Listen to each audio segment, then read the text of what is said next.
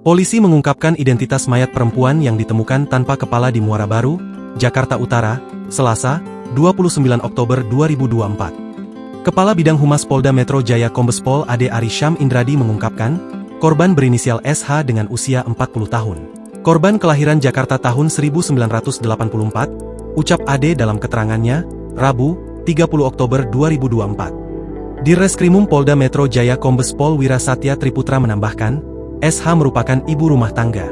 Korban merupakan warga Jalan Babakan, Curug, Kabupaten Tangerang. Hal ini diketahui dari hasil identifikasi, kata Wira. Secara terpisah, Kasubdit Jatanras AKBP Rovan Richard Mahenu berujar, SH merupakan korban pembunuhan. Diduga terjadi tindak pidana melanggar pasal 338 dan atau pasal 340 KUHP, ucap Rovan.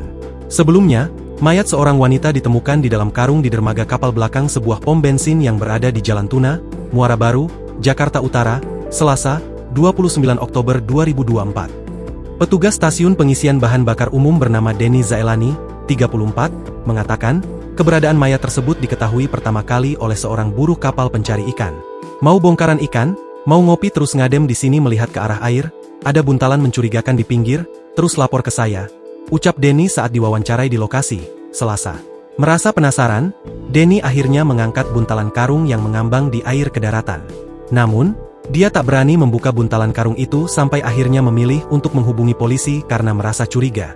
Setelah ada polisi baru dibuka, pas dibuka kepalanya nggak ada. Tapi, badannya utuh, ujar Denny. Denny melihat mayat wanita itu dibungkus 5 lapisan sehingga terbungkus sangat rapi. Itu bungkusannya 5 lapis, mulai dari kardus, karung, selimut, kardus lagi, terus kasur, terus di dalam baru mayat, ucap Denny.